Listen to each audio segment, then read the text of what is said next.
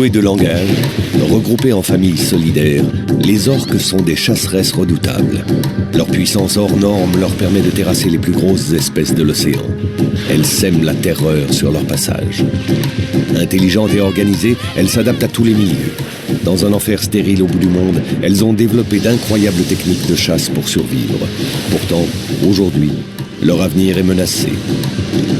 David Reichert, cinéaste animalier, veut percer quelques-uns de leurs secrets. Armé de sa caméra, il va tenter de partager l'intimité des animaux de ces terres désolées pour mieux comprendre les relations qui existent entre prédateurs et proies. Suivez ce guide exceptionnel. Partagez avec lui cette expérience unique. Plongez dans le monde des titans pour une immersion totale au cœur d'un des milieux les plus hostiles de la planète.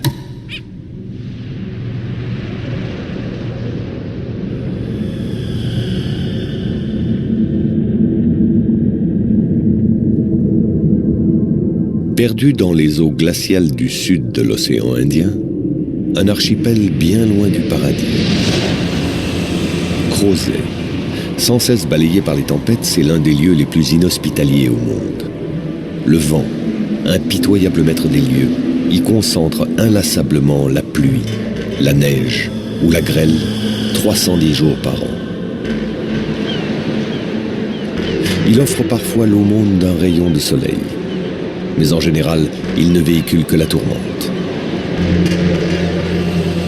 Septembre, début du printemps austral.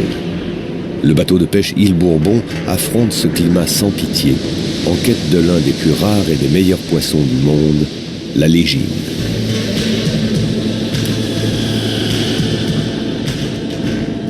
Découvert à la fin du XXe siècle, cet animal est vendu à prix d'or.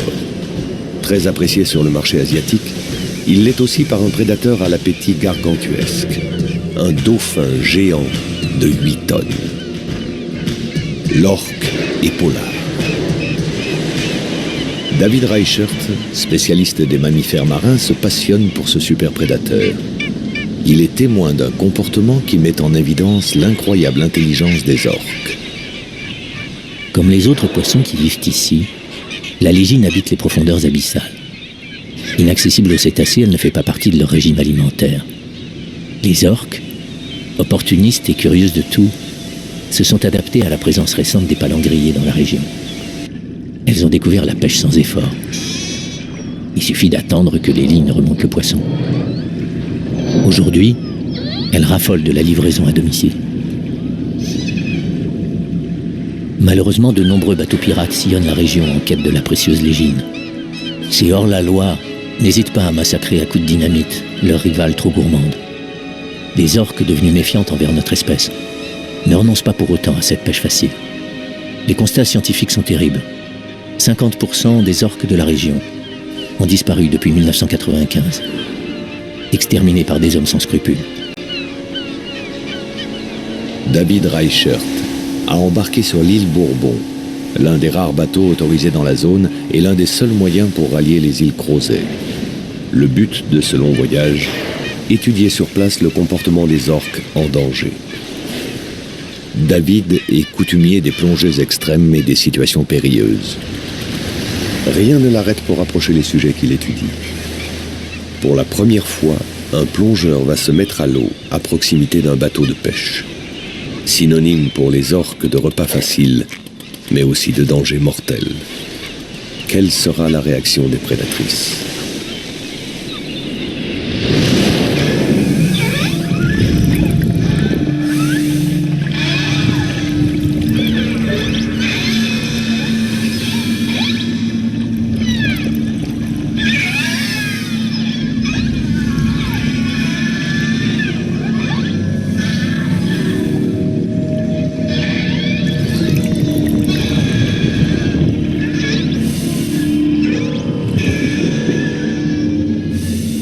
Une jeune femelle approche. Immédiatement, elle est rappelée par sa mère. Chez les orques, l'autorité ne se discute pas.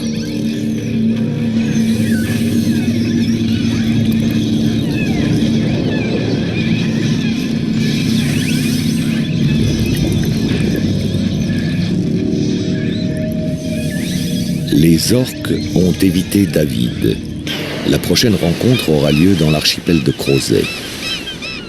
Les chasseresses ont là-bas un rendez-vous vital, avec des proies plus traditionnelles que les légines.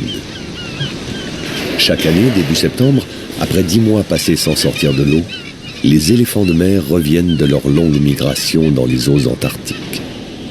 Ils doivent gagner la terre ferme pour se reproduire. L'occasion pour les orques de mettre en œuvre des techniques de chasse qu'elles se transmettent de génération en génération depuis des millénaires. La présence des palangriers a-t-elle altéré la transmission de cette culture et bouleversé le comportement alimentaire des cétacés? Y a-t-il eu des changements consécutifs aux tueries des hommes? La population d'éléphants de mer est-elle en augmentation face à la diminution du nombre d'orques?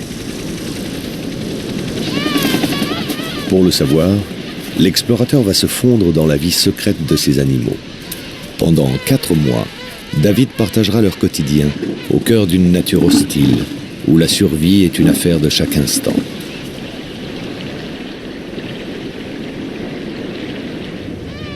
Ici, les animaux ne sont pas chassés par les hommes.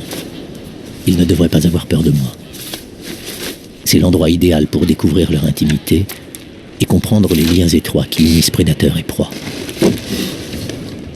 J'arrive juste à temps pour le grand rendez-vous. Le retour des éléphants commence. Ce mâle adulte vient de nager plusieurs milliers de kilomètres dans l'océan austral pour rejoindre Crozet. Le colosse hisse péniblement ses 5 mètres de long et ses 3 tonnes sur la plage qu'il a vu naître. Il est mu par une pulsion irrésistible, le sexe. Une femelle émerge à son tour. Elle va mettre au monde et allaiter le bébé qu'elle a conçu ici même, il y a 1 an. Pour le pachyderme, elle naît de l'écume telle une Aphrodite. C'est un spectacle auquel il ne peut résister. Pour se reproduire, l'éléphant de mer doit rassembler un harem de femelles et devenir pacha. Seul moyen d'y parvenir, se montrer le plus fort, s'imposer à tous les autres mâles. La femelle, 5 à 7 fois moins lourde, doit se soumettre. En guise de parade amoureuse, une démonstration de force et une sérieuse morsure la persuade d'intégrer le futur harem. Ce pacha va devoir protéger son précieux butin de la convoitise des autres prétendants. Un rival jaloux pointe déjà la trompe et évalue ses chances de conquérir un territoire. La place de reproducteur est très convoitée. Sur la plage, il n'y aura qu'un seul pacha. Les conflits sont inévitables.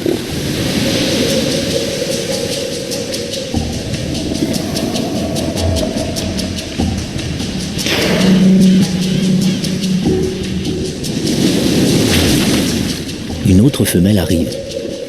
Impressionnée par la concupiscence des mâles, la malheureuse perçoit trop tard les tonnes de muscles qui fondent sur elle.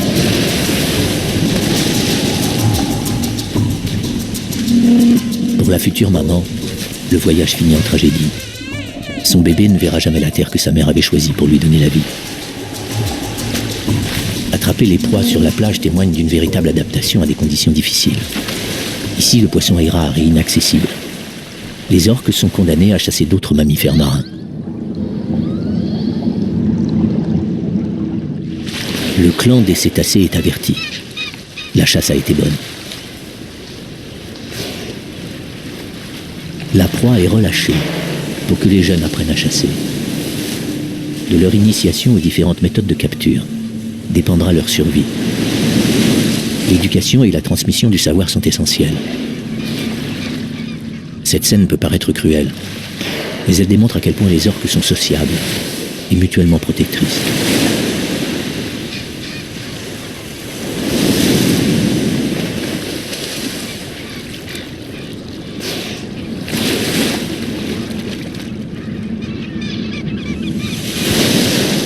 La mise à mort est donnée par une jeune femelle.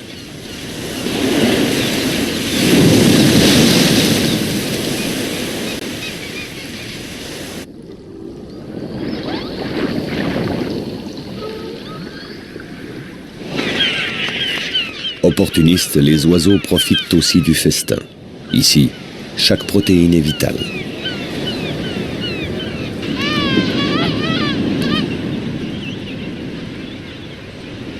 La lourde caisse recèle de quoi permettre à David d'être autonome jusqu'au retour du bateau de pêche, dans 4 mois.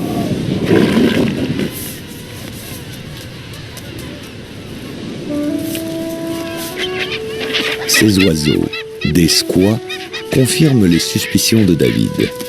Ici, les animaux sont loin d'être farouches.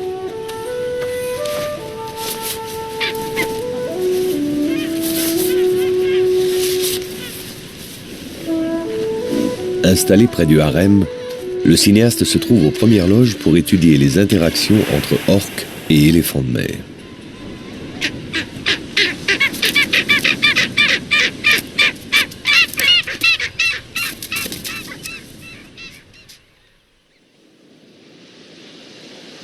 En quelques jours, le pacha a rassemblé plusieurs dizaines de femelles. Un travail épuisant. Jour et nuit sur la brèche, il dirige les arrivantes vers son harem et interdit à ses concurrents d'approcher.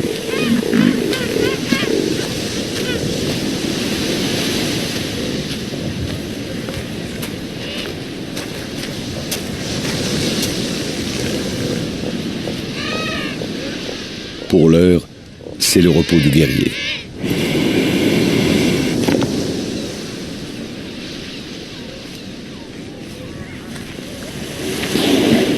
Cela n'empêche pas les chasseresses de venir voir si une de ces délicieuses masses de graisse ne se trouve pas à portée de mâchoire. L'épaisse couche de lard des éléphants représente un fabuleux apport d'énergie. En clair, ce sont de véritables mets de luxe. Un mâle, reconnaissable à son aileron triangulaire de près de 2 mètres de haut, est accompagné par 2 femelles. Leur nageoire dorsale est plus petite et courbe.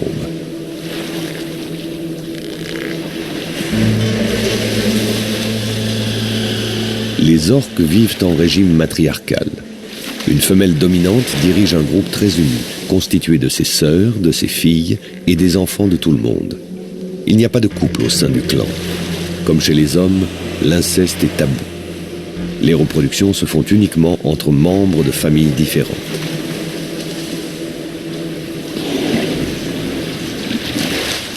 La matriarche, très imposante, atteint peut-être 7 mètres de long. On n'a jamais déploré d'attaque d'orques sur l'homme, mais je ne peux m'empêcher de me poser la question. Et si j'étais le premier de mon espèce au menu du jour ?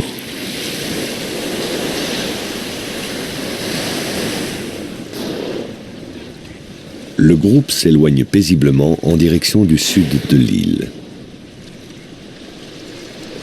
Cette rencontre ravive une scène dans la mémoire du cinéaste. En 1988, sur cette même plage, une jeune orque inexpérimentée s'échoue après avoir essayé de capturer une proie. Heureusement, un groupe de scientifiques se trouve là et l'aide à se remettre à l'eau.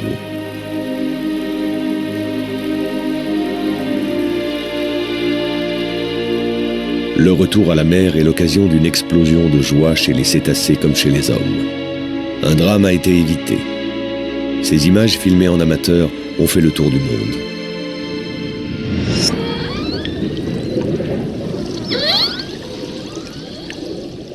Est-ce la rescapée que j'ai rencontrée aujourd'hui ? Ce face-à-face était-il une forme d'interrogation à l'égard de mon espèce, alors que j'y percevais une possible menace ? Qu'est-ce que je représente pour ces super prédateurs ? Question fascinante. David, heureux, pense avoir établi un authentique contact avec les géantes qu'il est venu saluer.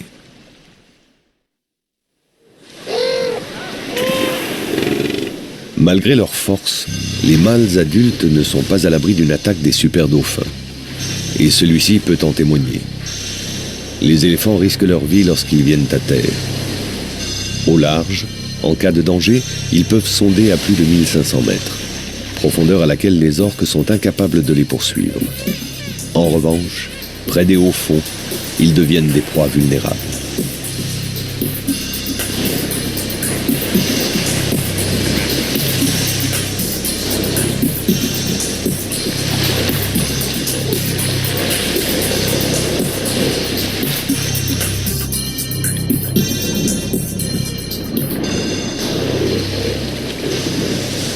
Une jeune orque, éloignée du groupe, se retrouve face à un puissant éléphant de mer.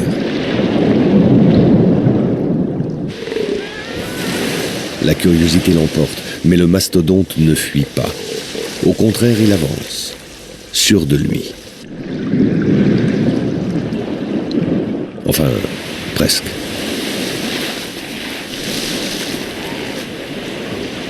Un éléphant de cette taille est un adversaire dangereux pour une orque seule. Première chose à faire, repli stratégique en direction du clan. Les orques connaissent aussi un vieil adage. L'union fait la force.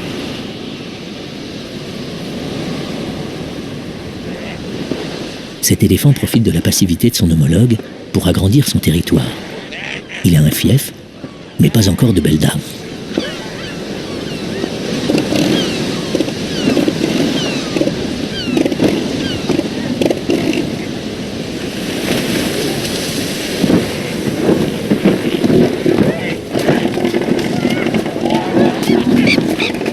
La solitude lui porte sur les nerfs, visiblement.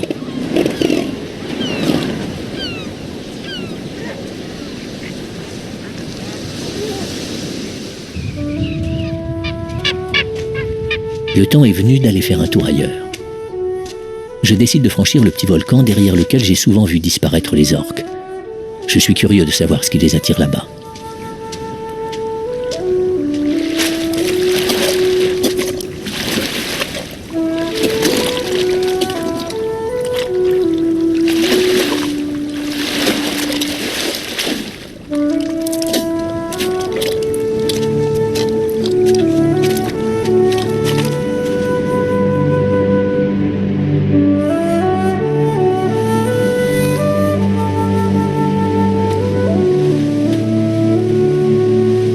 Voilà un parfait endroit pour mes prises de vue.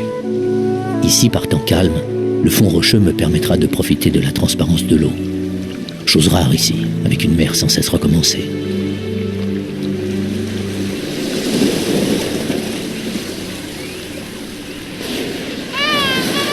Les orques ne viennent pas là pour rien. Il n'y a pas que les éléphants de mer dans la ville. Cette plage encaissée abrite une colonie de manchots royaux. Des dizaines de milliers de couples. Aux yeux des super dauphins, un garde-manger généreusement garni toute l'année.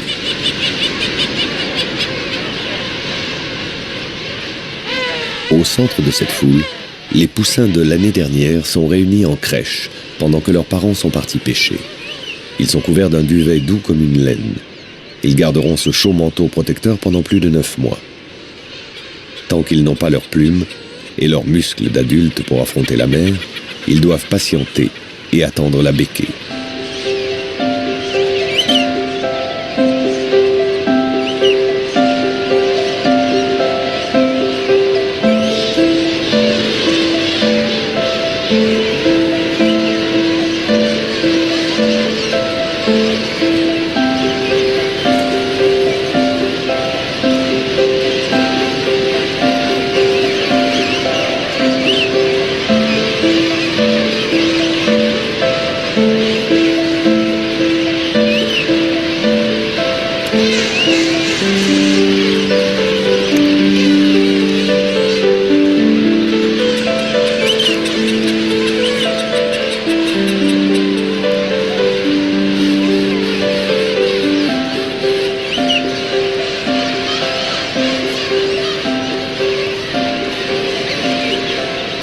Ces bébés affamés semblent m'avoir adopté.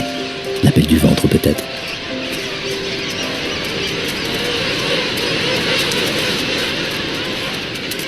L'élevage du jeune dure presque 1 an et exige un prodigieux dévouement de la part des adultes. Contre vents et tempêtes, père et mère enchaînent des voyages d'une dizaine de jours aller-retour. La zone riche en nourriture se trouve à des centaines de kilomètres de là, parfois à près de 1000.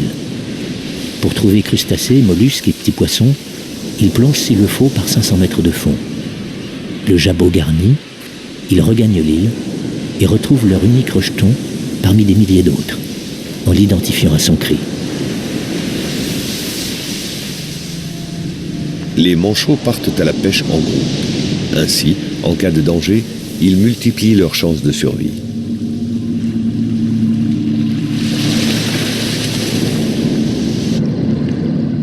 Belle occasion pour les orques de travailler l'une de leurs techniques de chasse collective. D'abord, la discrétion, silence radio.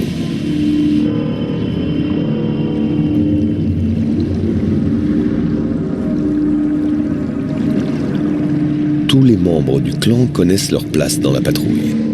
Juste avant l'attaque, chacun précise aux autres sa position, par des clics d'écolocation.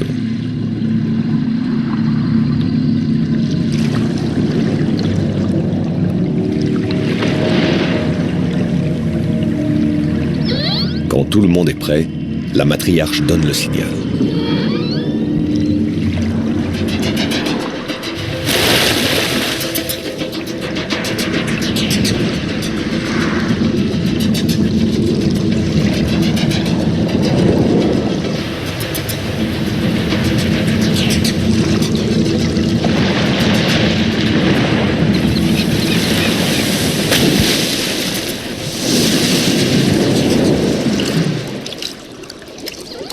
Les manchots sont agiles et rapides. Les attraper représente une grande dépense d'énergie pour un maigre repas. Le prix de la survie quand il n'y a rien d'autre à se mettre sous la dent.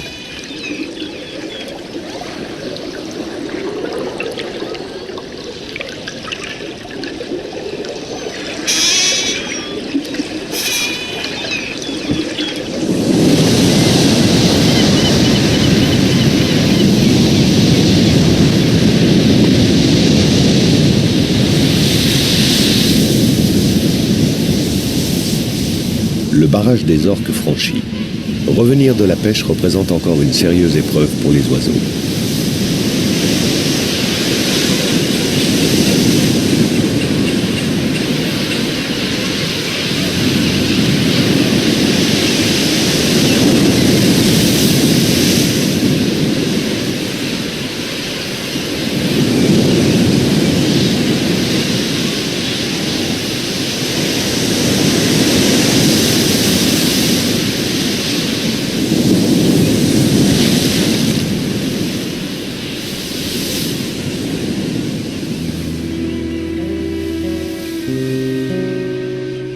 Après tous ces exploits, le poussin affamé peut enfin ouvrir un large bec.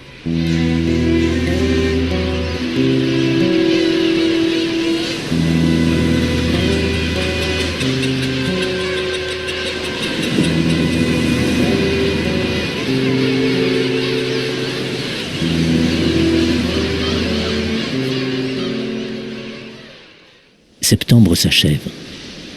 Le pacha a rassemblé plus d'une centaine de femelles. Un record probablement lié à la diminution des effectifs d'orques. Pourtant, les chasseresses ne relâchent pas la pression. Et pour cause, peu après son arrivée, chaque femelle va mettre au monde un petit, de la chair tendre en perspective.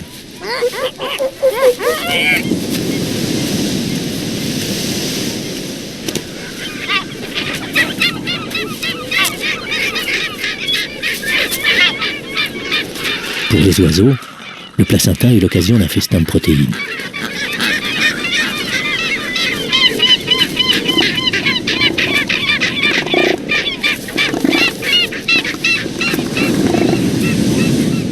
Les premiers cris qu'échangent la mère et le jeune sont décisifs.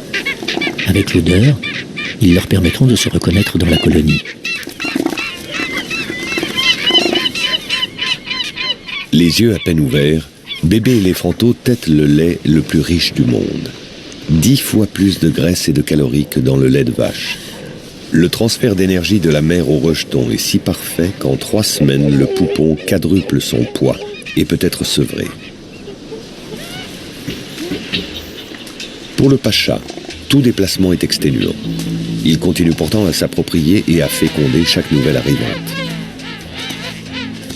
Durant les 2 mois et demi de la saison des amours, il ne mange pas et perd 15 kilos par jour. Cette vitalité n'est possible que grâce aux réserves de graisse accumulées au cours des 10 mois passés à engloutir poissons de fond et calamars. Mais l'animal n'est pas au bout de ses peines. Le harem est cerné par les prétendants. La présence de toutes ces femelles stimule leur libido et nombre de ces célibataires essayent de perpétuer leur patrimoine génétique en catimini. Le pacha menace. Ces protestations sont amplifiées par une trompe démesurée, véritable organe de résonance. Preuve de virilité. Plus l'appendice nasal est grand, plus le son émis est puissant.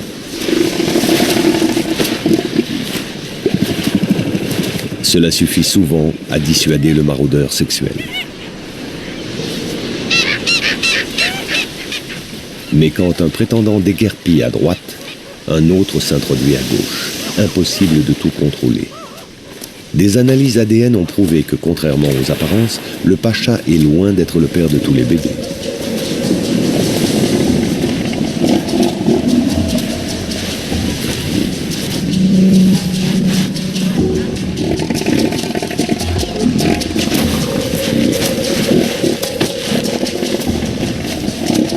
Ces excessives décharges d'hormones peuvent dégénérer en sévères conflits.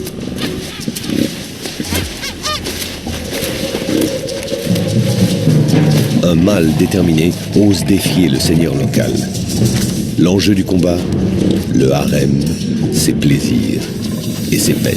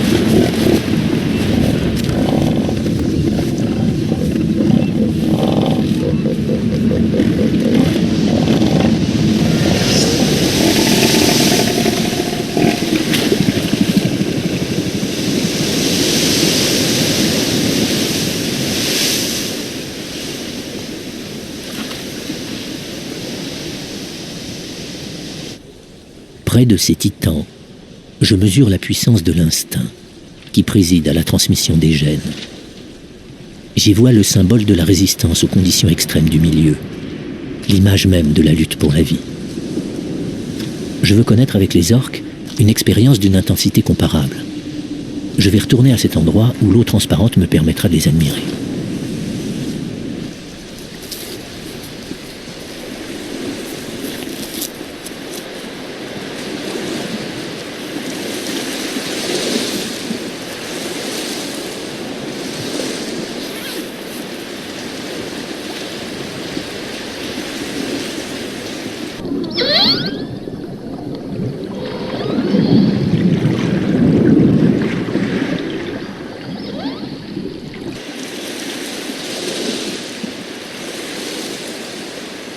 Je reconnais la matriarche à sa taille imposante. Il me semble à son regard rempli d'expérience qu'elle connaît les hommes. Est-ce la femelle remise à l'eau par les scientifiques? Je me plais à l'imaginer. Je voudrais éterniser cet instant, en savoir davantage sur elle et les siens.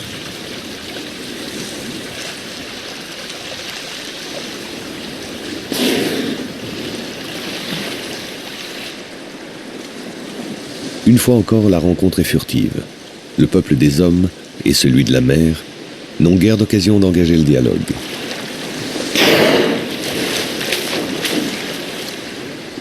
La culture acquise par les orques est possible grâce à une longévité importante. Les mâles vivent environ 50 ans et les femelles peuvent devenir octogénaires. Le régime matriarcal récompense l'âge et l'expérience. Chasseresses exemplaires, les orques ne passent que 10% de leur temps à satisfaire leurs besoins alimentaires. Elles consacrent le reste au repos, aux jeux tendres et sensuels et à l'éducation des jeunes. Véritable transmission d'un savoir, cette école de la mer peut durer 20 ans.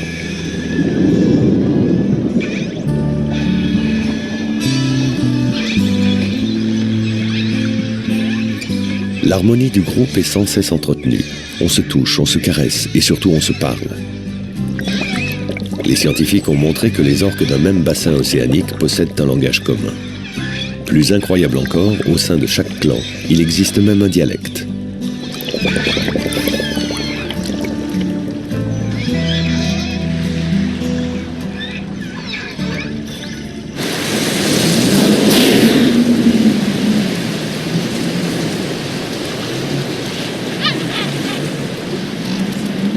Frustré par la brièveté de ces entrevues, David tente le grand coup, le face-à-face avec les géantes. C'est au cœur de leur territoire, derrière la forêt d'algues, qu'il imagine le rendez-vous.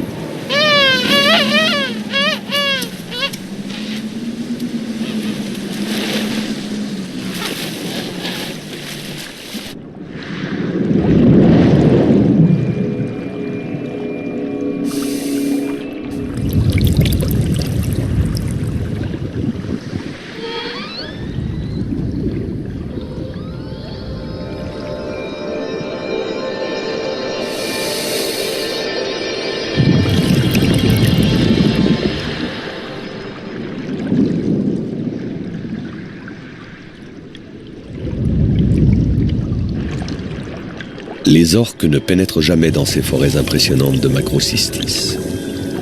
Les tiges très solides de ces algues filiformes, pouvant mesurer plus de 50 mètres, seraient un piège mortel.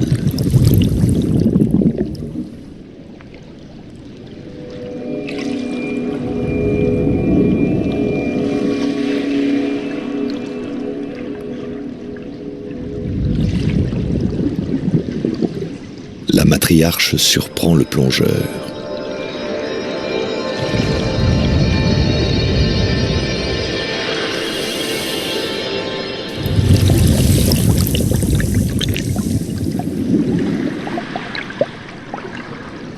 Elle émet des cliquetis rapides. Elle communique avec le reste de sa troupe, qui se tient sagement à distance. Prudente, la responsable du clan est venue en reconnaissance. Comme elle est arrivée, elle a disparu. À nouveau, la méfiance a été le maître mot de la rencontre. L'arrivée d'un groupe de manchots confirme le départ des orques. Oubliant sa déception, David se laisse envahir par la grâce de cette envolée.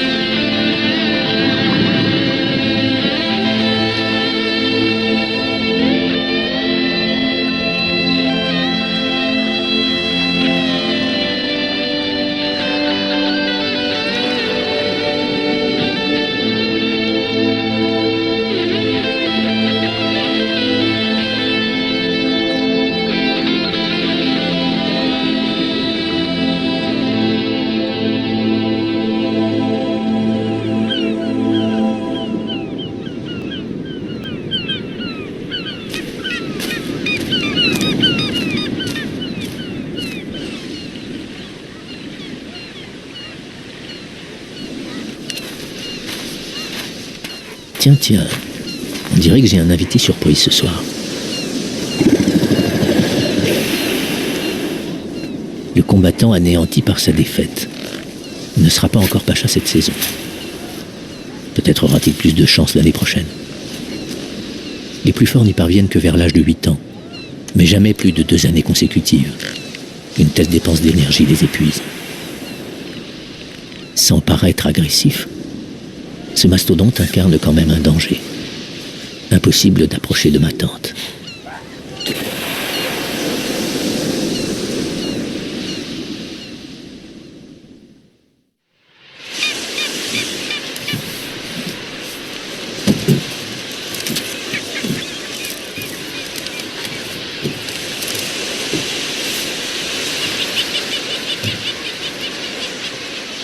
Aujourd'hui, le temps est superbe, un événement.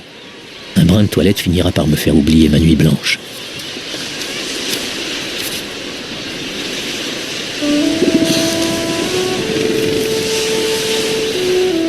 Les bébés dégustent l'innocence et le lait de leur premier jour, près du ventre tiède de leur maman. Instant de sérénité, magnifié par un doux parfum de vacances et de sieste.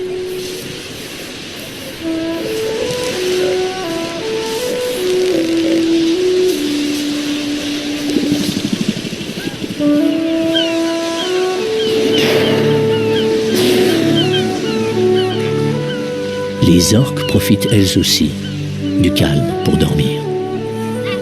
Mais leur sommeil a une particularité. Pour ne pas se noyer en sombrant dans l'inconscience, l'animal bénéficie d'une extraordinaire adaptation physiologique. Il ne repose qu'un hémisphère cérébral à la fois. Littéralement, il ne dort que d'un œil.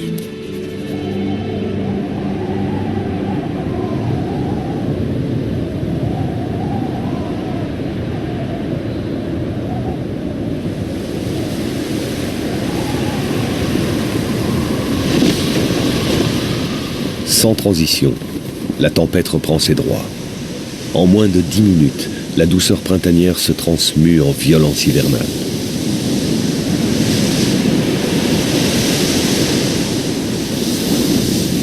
La mer, elle aussi, se fâche. Prudente, les orques s'éloignent du rivage.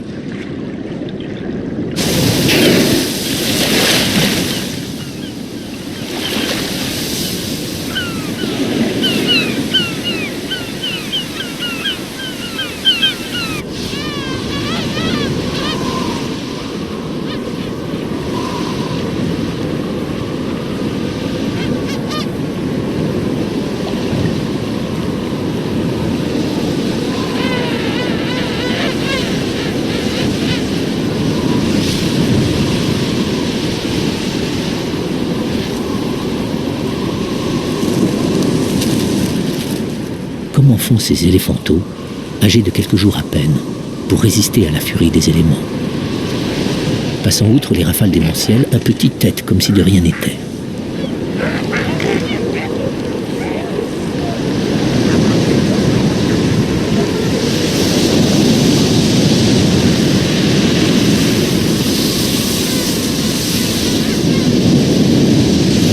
La tempête forcit. Se mettre à l'abri devient impératif.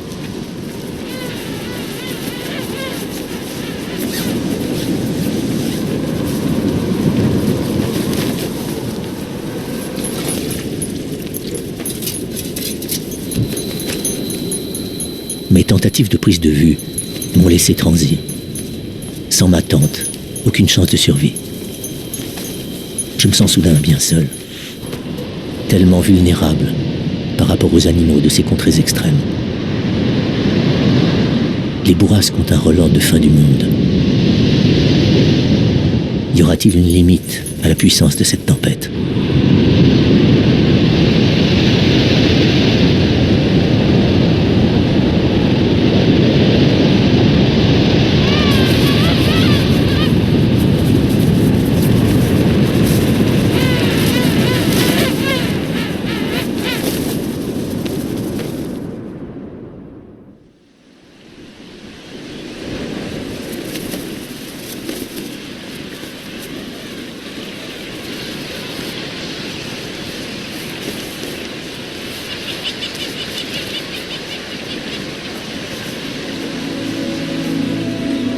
J'ai vécu une nuit de cauchemar, terrorisé à l'idée que mon abri allait être emporté par la tourmente.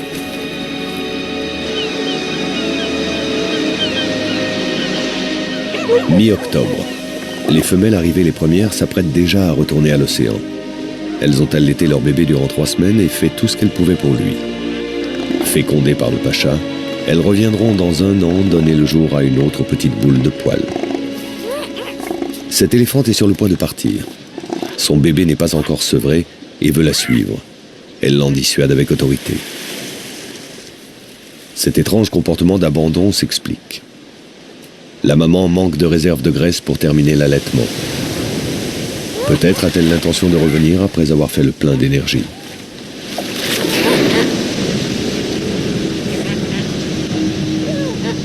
Fatiguée, elle entre dans l'eau sans discrétion. Erreur fatale.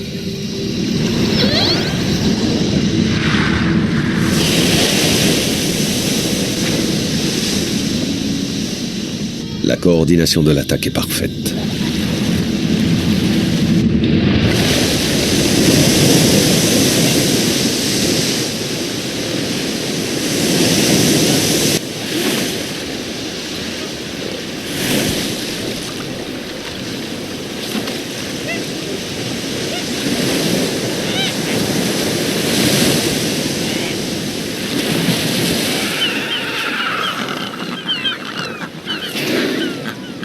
Arrive le moment du partage.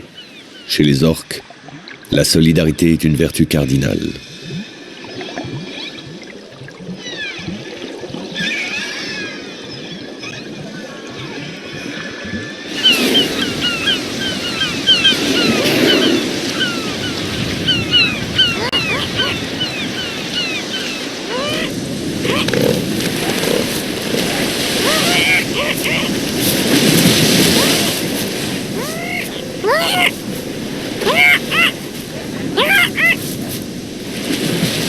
Désormais seul, le bébé est le témoin impuissant du drame dont il est aussi la victime.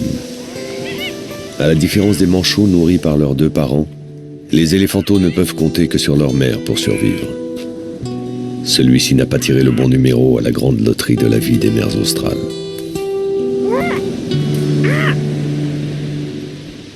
Affamé, décharné, il est désormais une proie sans défense, et les oiseaux le savent. Sa seule chance de survie, téter une autre femelle. Malheureusement, son espèce n'est pas altruiste. Aucune maman n'a assez de réserve pour nourrir 2 petits.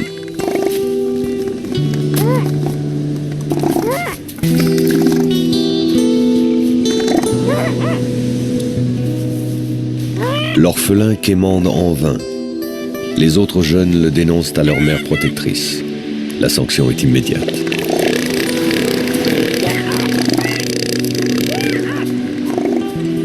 Je suis désemparé face au destin tragique de ce petit. Je ne peux rien faire pour l'aider. Impossible de remplacer sa mère. Cruellement mordu, rejeté de tous, il est rattrapé par la terrible loi de la sélection naturelle. Jamais il ne connaîtra le goût du poisson du large. Jamais il ne deviendra pacha pour laisser une descendance sur cette île du bout du monde.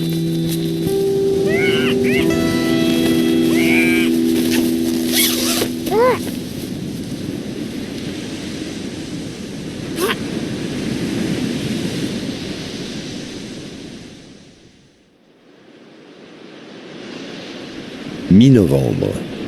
La majorité des femelles a regagné le large et le harem a fondu comme neige au soleil. Le pacha s'active encore à féconder ses dernières concubines. Il partira bientôt à son tour. 3 semaines après leur naissance, les éléphanteaux sont définitivement livrés à eux-mêmes. Ils se rassemblent en crèche. Un bon moyen de se rassurer les uns les autres et d'oublier l'absence de maman. Ils découvrent les plaisirs des chahuts et des longues siestes.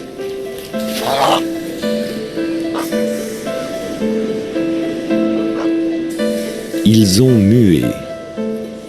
Noir à la naissance, leur fourrure est devenue gris clair. Mais le changement de costume provoque d'insupportables démangeaisons qu'il faut calmer d'une manière ou d'une autre. Les jeunes, comme les adultes, adorent se gratter.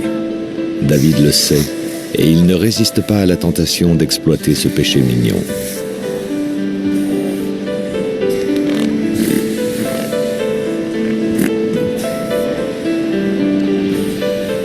J'ai conscience que ce n'est pas un comportement scientifique, mais comment résister à l'appel de ces peluches?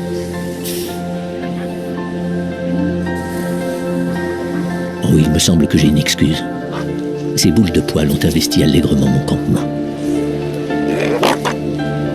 Un premier pas peut-être pour m'inviter à me joindre à eux. Je me laisse volontiers influencer par la confiance qu'ils me témoignent.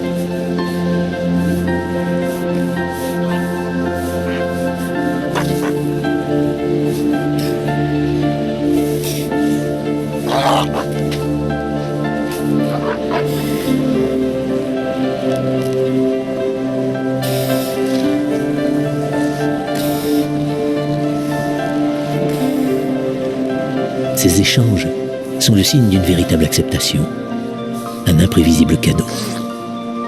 Les jeux que ces éléphanteaux partagent avec moi constituent la plus simple et la plus essentielle des communications.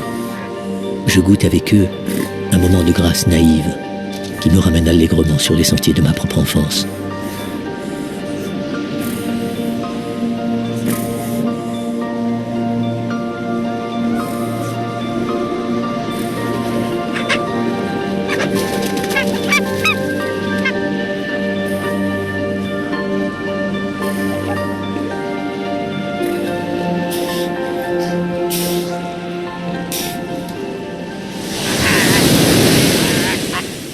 Décembre. L'estomac désespérément vide, les éléphanteaux se rapprochent du rivage. Inconscients du danger, ce sont des proies faciles. À la différence des jeunes orques, ils devront tout apprendre par eux-mêmes. Pour certains, le voyage s'achèvera à peine commencé dans un claquement de mâchoires géantes. Cette lourde mortalité infantile traduit pour les prédatrices un indispensable apport d'énergie avant l'hiver. Dans un mois, il ne leur restera plus que des manchots pour se nourrir. Et peut-être, au péril de leur vie, les poissons tirés des abysses par l'un de ces dangereux bateaux de pêche. Avant leur départ en direction de l'Antarctique, David veut filmer les éléphanteaux dans le milieu qui est désormais le leur, la mer.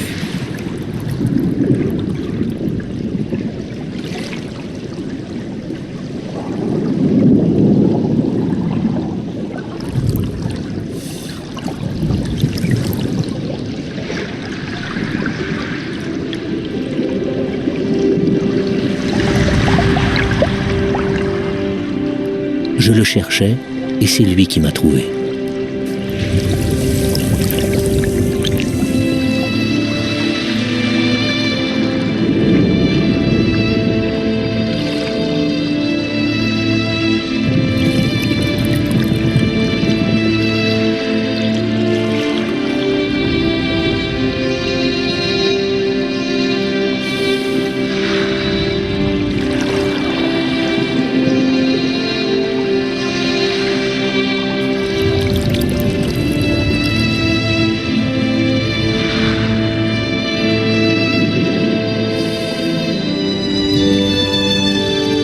Les mordillements de l'animal ne sont-ils pas l'expression d'une sympathique moquerie? Comme pour me dire, est-ce que tu as besoin de ce déguisement ridicule pour venir dans mon univers?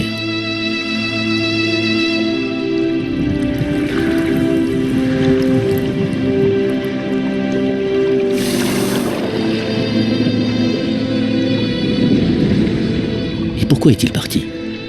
Est-ce un adieu? La réponse est écrite noir sur blanc.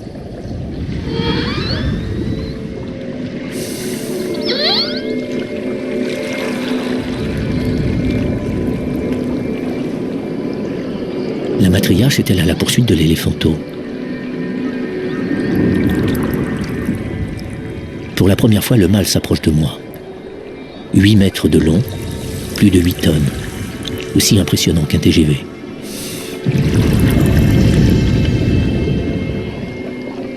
La matriarche revient vers moi. C'est l'heure du contact.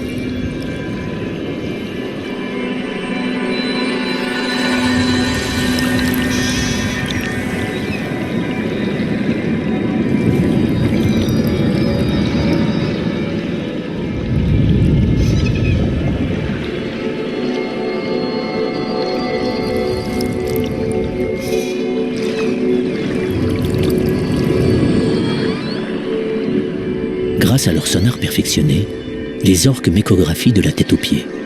Je suis mis à nu. Comme un nouveau-né, je suis vulnérable.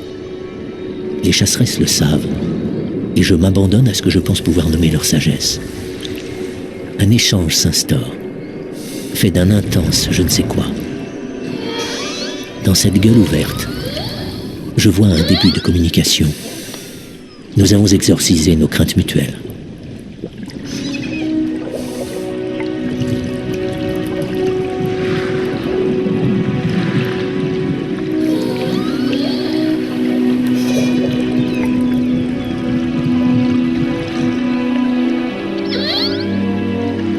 J'ai la profonde intuition que cette femelle est celle que les hommes ont sauvée autrefois.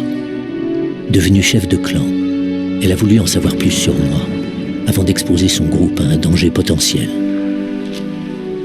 Aujourd'hui, elle a compris que je viens en paix.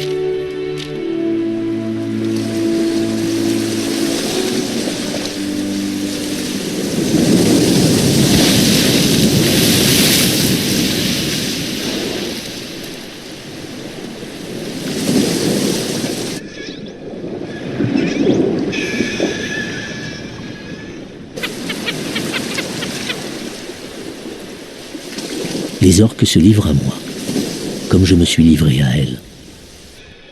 Ultime reconnaissance envers l'espèce humaine pour avoir sauvé l'une d'entre elles. Aucun mot ne saurait peindre l'émotion que je ressens dans ce moment de sublime partage. Cet élan d'affection dépasse mes rêves les plus fous.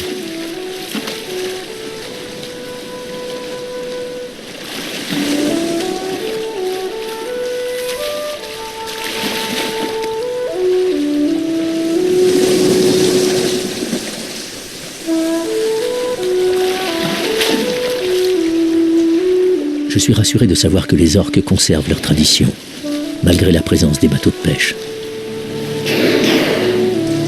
En réponse au massacre perpétré par les pirates autour de Crozet, les orques se sont d'abord montrées prudentes à mon égard. Comment leur reprocher de se méfier d'une espèce particulièrement destructrice? Pourtant, dans ce monde où leur avenir est compromis par l'homme, elles ont fait preuve de discernement. Elles ont finalement décidé de m'entrouvrir les portes de leur royaume. Prédatrices par excellence, si elles sont parfois cruelles, elles savent aussi se faire aimer. À jamais, je serai transformé par ces rencontres improbables. Sur cette île des tempêtes, où la vie est une lutte de chaque seconde, les animaux sauvages ont accepté ma présence. Ils m'ont confié quelques-uns de leurs secrets, et surtout,